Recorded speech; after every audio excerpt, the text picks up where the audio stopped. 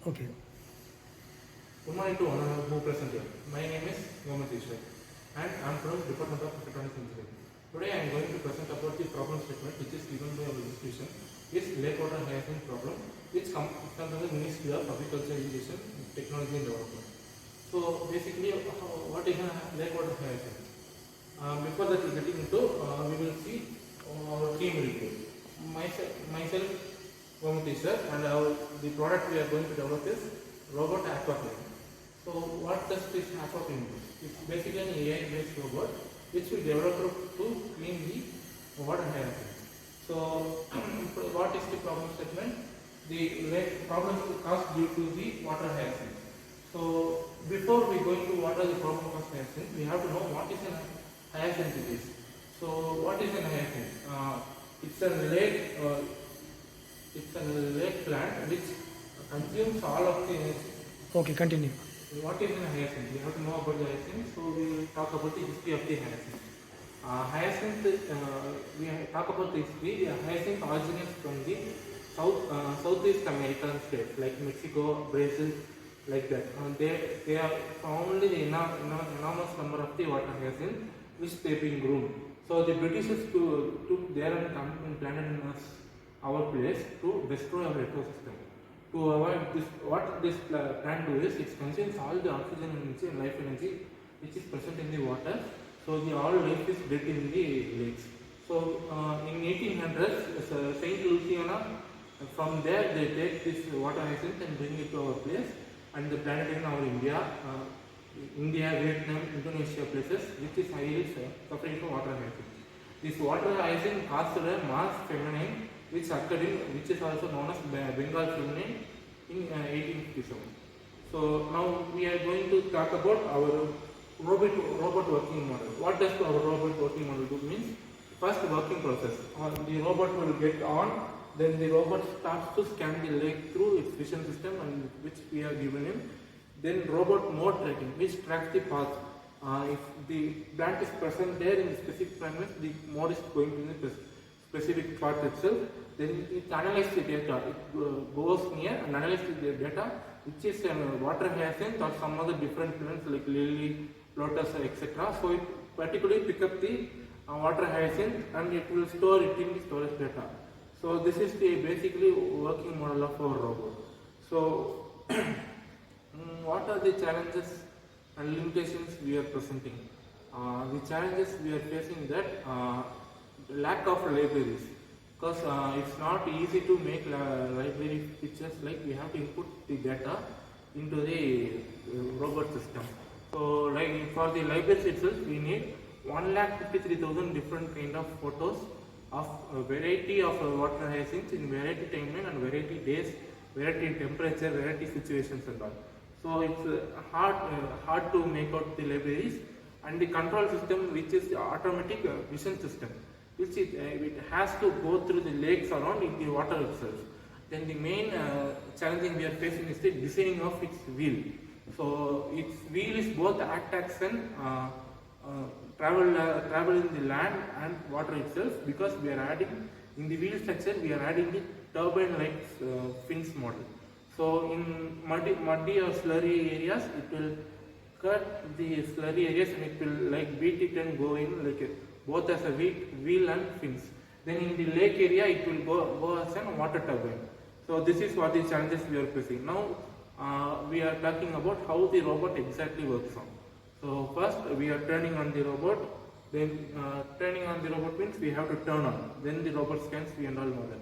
Then we presently here either a robotic arm or conveyor, which the robot vision system detects the area of the landslide and it will go to there. Then it will detect the plant, and either by using a conveyor or a robotic arm which is given by input.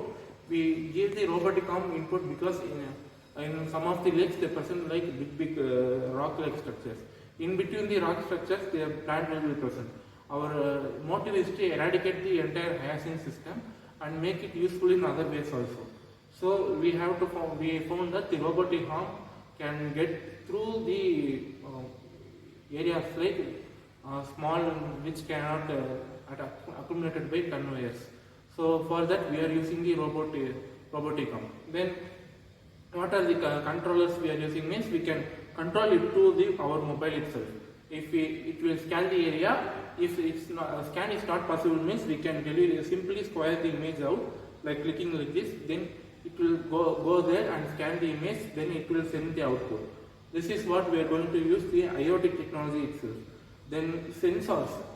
Sensors means it is mostly costliest things, so we have to make it in cheapest form and best way. So we are finding that the cheap way of sensor making, the total build budget exceed up to 20,000 for a prototype itself.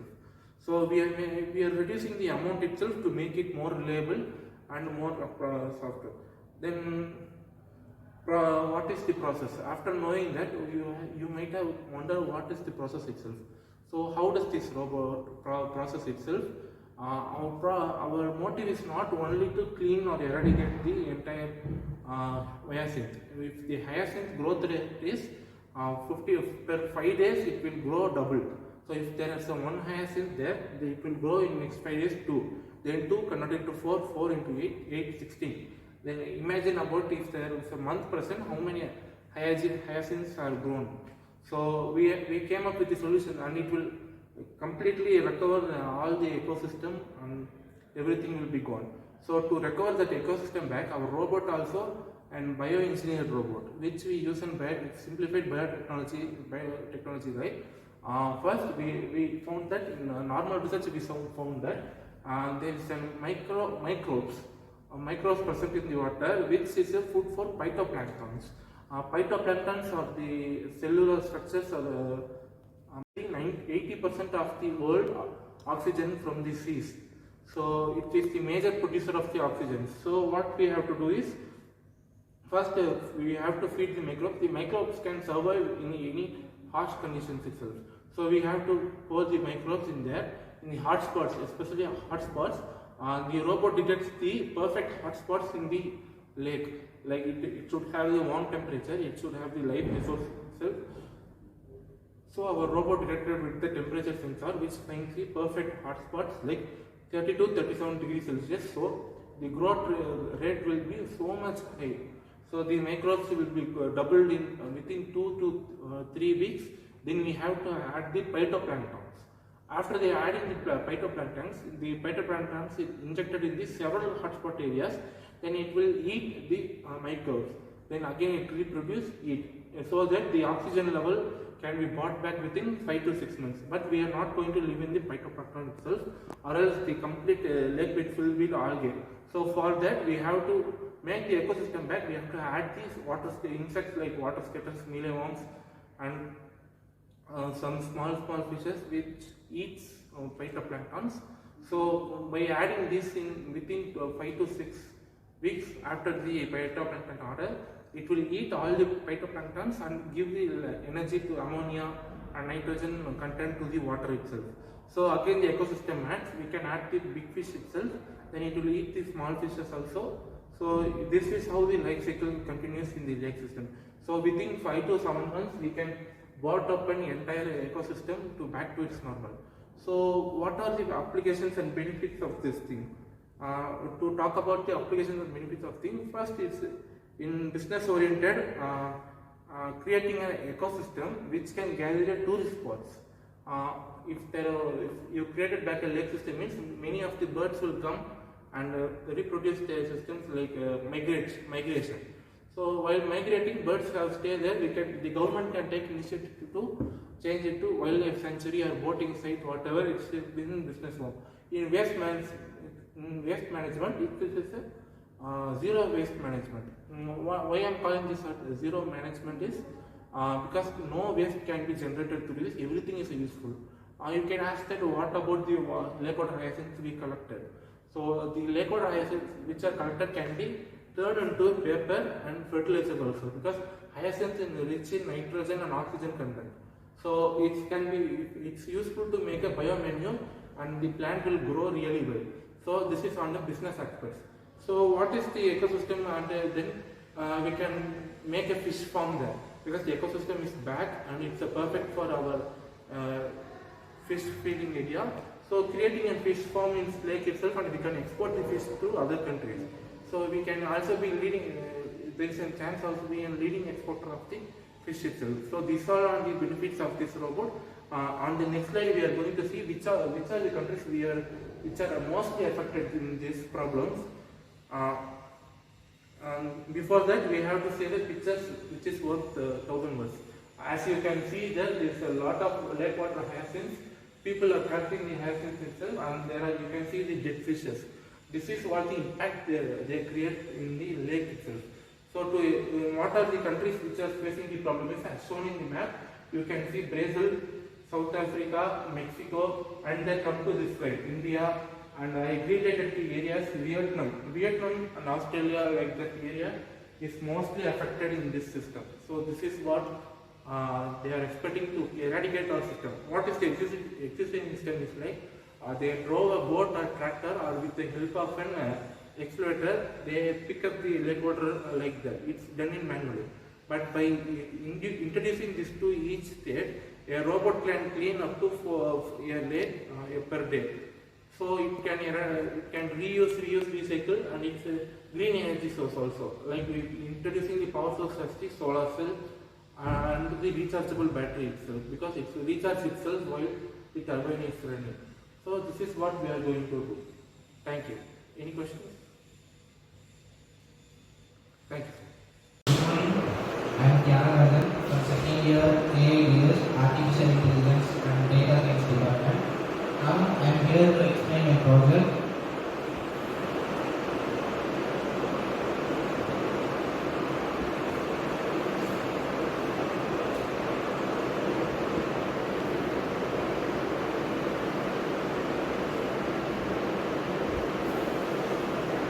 Helmet safety with embedded system. My team name is Cat Intelligence, and I am the one of the member, I am Tyagarajan, and other two members are S. Arani and Teja. Here the main problem is without a wearing helmet, the people are struggling driving the vehicles.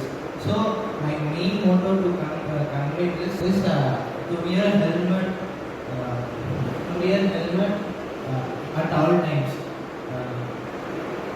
The definition here, without wearing helmet, we are facing a lot of problems like accidents. Accidents can occur, but sometimes without a helmet means accidents causes to death. So I introduce my project as the solution for this is creating an embedded system which is connected to the vehicle as well as the smart helmet. My main focus is to ready the smart helmet with the specialization of thermal sensor, impact sensor, buckle sensor, Wi-Fi or Bluetooth for some connectivities. And the embedded systems will attach to the smart helmet and also with the vehicle. Then the embedded system will act as a brain. Then working is before starting the vehicle. Now if the helmet is connected in the head of the driver or rider, then the helmet is detected by the embedded system. Then only it allows the engine to start. Otherwise, it will give the warning signal like not wearing helmet. Then it will again goes to the helmet detection or connected. If the helmet is detected, only the engine will start. After the detection, after the engine start, the driver can move and driving the vehicle. There are only two cases. While driving, he can remove his helmet by unplugging his buckle, or it may cause some accident or something. In the first case, helmet or buckle disconnected. When the helmet or buckle disconnected while driving, then it slows down gradually the vehicle. Then only runs in the minimum speed for safety. Why? Because minimum speed is if we turn off the engine suddenly, then we will stay on the middle of the road. For safety reasons, the vehicle can move at the minimum speed. Then the warning signal will be shown. To engine off, then the engine will be off. In other cases, the second case is met with an accident or others. If the passenger or driver met with the accident, it measures the impact of the helmet. The impact happened in the helmet is it can be separated as three levels. Level 1, low impact, and minimum impact, and high impact. In low impact, warning signal will be shown to the rider and the sound buzzer will show. Because of surrounding people can help him from safety. In level 2, the impact is minimum range, then it will contact his relative or some other people, some he refers. Then the warning signal also will be given.